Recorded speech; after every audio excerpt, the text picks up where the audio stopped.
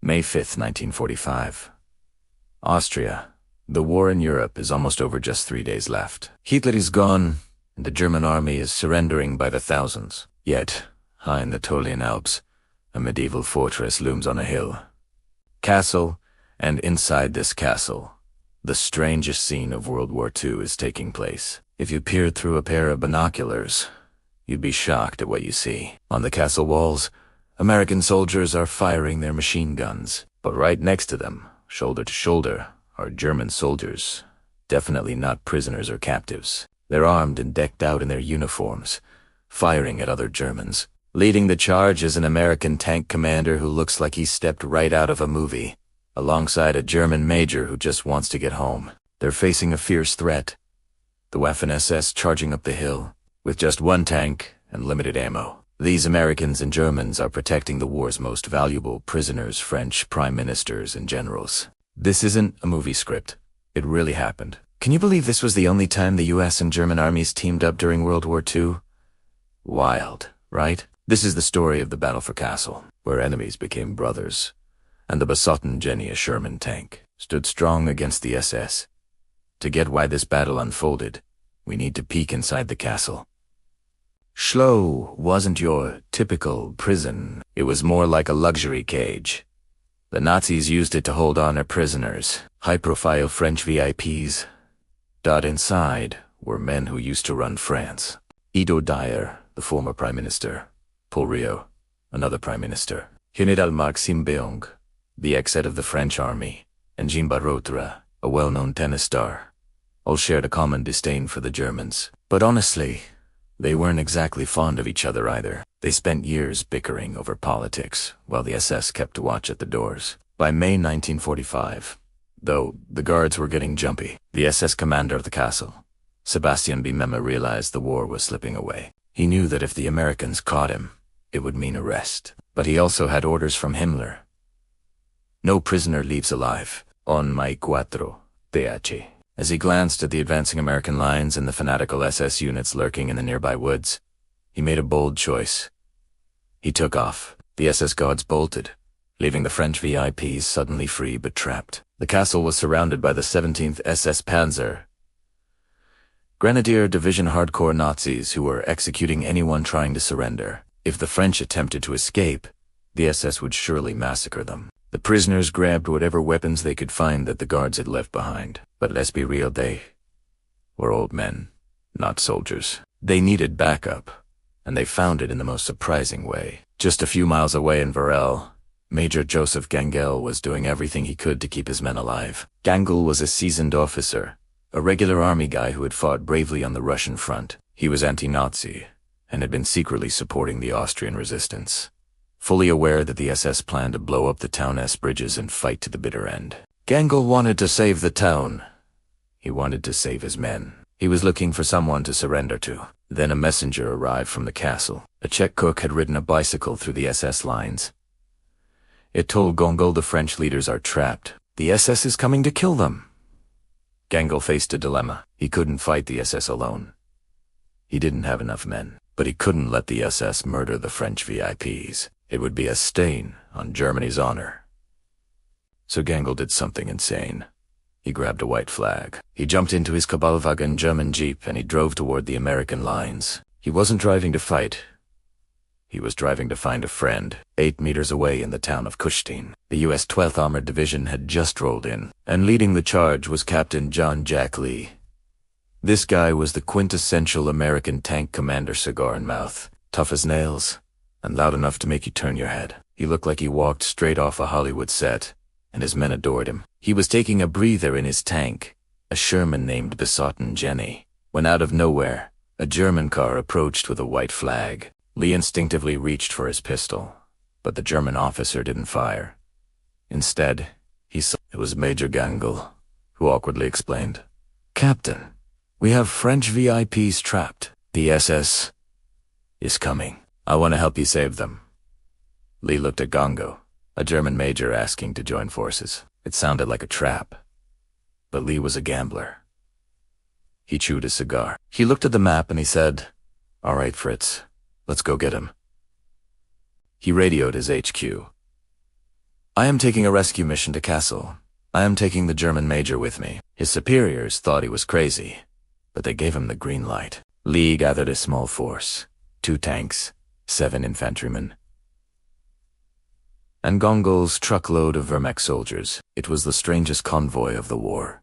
An American tank in the lead, a German truck behind it, driving together into SS territory. As they drove up the winding road to the castle, they ran into SS roadblocks.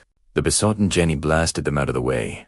The German soldiers in the truck fired their Mauser rifles at the SS. They fought their way to the castle gate. The French VIPs came out to meet them. They expected a massive American army. Instead, they saw 1 tank, 7 Americans, and a bunch of Germans.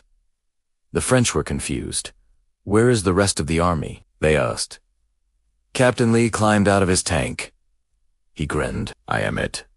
Lee took command. He was a captain, but he ordered the French prime ministers around like privates. "Get inside," he told them. "Stay away from the windows." He placed his tank, the besotten Jenny, right in front of the main gate. He told his gunner to aim at the road. He positioned the German soldiers on the walls. He positioned his American infantry in the towers. He told Major Gungle, "You watch the south wall. I'll watch the gate." Major Gungle saluted. For the first time in 5 years, German and American soldiers shared cigarettes. They shared food. They checked each other's weapons. They knew that when the sun came up, they were all going to die together. May 5th morning, the fog lifted. May 5th morning, the fog lifted, and then the first shot. The SS had arrived. About 150 men from the 17th SS Panzergrenadier. They had anti-tank guns. They had mortar. They had machine guns. They were furious. They saw the American tank at the gate, and they saw their own countrymen, Gungle's men, shooting at them from the walls. To the SS Gungle was a traitor. They focused their fire on the castle. Bullets chipped away at the ancient stone walls. The French VIPs didn't hold back. They stood their ground. Rio and Deliard grabbed rifles and started firing from the windows. Even Tenestar, Jean Barotra, jumped into the action. But the SS had a powerful advantage with an 88mm anti-tank gun. They took aim at the gate, targeting the besotten Jenny. The shell struck the tank, and it erupted in flames. The American crew managed to bail out just in time, but their heavy weapon was gone. Now it was just rifles against an entire army. Captain Lee moved swiftly from position to position, staying calm amidst he cut the fuse on his last cigar. He told his men, "Don't worry. They have to come through the gate, and we'll pile them up like cordwood." The chaos. The battle raged for hours. The defenders were running low on ammunition. The SS were inching closer.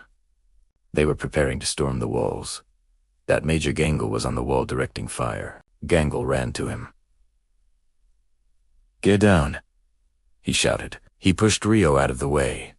He saw Prime Minister Paul Rio standing in the open, exposing himself to fire. A sniper bullet hit Major Gangle right in the chest, and he fell. This brave German officer died while saving a French politician, fighting for the Americans against the fanatics of his own country.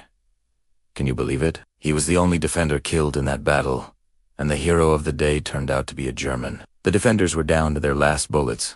The tank was destroyed, and the SS was gearing up for the final assault. But before we dive into the miraculous ending, don't forget to hit that subscribe button. We bring you stories that sound like fiction but are 100% true. Join us.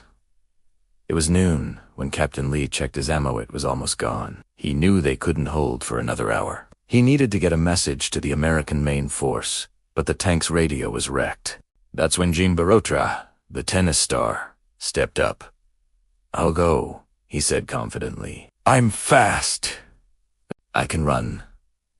It sounded suicidal, but Barotra didn't wait. He vaulted over the castle wall. He sprinted across the open field. The SS fired at him. Bullets kicked up dirt around his feet. He dodged. He weaved, and he disappeared into the woods. He ran 4 miles until he found an American relief column coming up the road. He ran up to the lead tank, breathless. "The castle!" he gasped. "They're in danger." "Hurry!" They were at the gate. They were blowing it open. Captain Lee told his men to fix bayonets. Back at the castle, The SS were launching their final attack. He prepared to fight hand to hand in the courtyard. The German soldiers checked their magazines. Empty. And then came a sound. Not gunfire, but the roar of engines. Around the bend rolled the 142nd Infantry Regiment, with Sherman tanks and hundreds of soldiers. They opened fire on the SS troops, who quickly realized they were trapped and scattered into the woods. The siege was finally broken. The American relief soldiers rushed into the castle and found Captain Lee. He looked exhausted, his face smudged with smoke. Glancing at the relief commander, he took the cigar from his mouth and said, "What took you so long?" The prisoners were rescued, and the French VIPs were whisked away to safety. Just days later, the war was officially over. Captain Jack Lee was awarded the Distinguished Service Cross and returned home to New York, where he opened a hotel. He never boasted about the battle. Major Joseph Gungel was laid to rest in Varel, remembered as a hero in Austria. A street is named after him, the German soldier who bravely fought against the Nazis to battle for. Kassel was a small skirmish in a huge war, but it proved something important. It proved that even in the middle of the greatest conflict in history, humanity can survive. Enemies can become friends, and men can choose to do the right thing even when the world has gone mad. Years later, when people asked Jack Lee about the battle, he would just smile. He would say, "It was the weirdest thing I ever saw. Me and the Crows, fighting side by side." It remains the only battle where the US Army and the German Army fought as allies. A strange, heroic ending to a terrible war. Major Gungel died saving a French politician. Was he a traitor to Germany or a hero to humanity? I'd love to hear what you think in the comments. And if you're curious about the time Patton almost got fired before today, check out this video. Thanks for tuning in.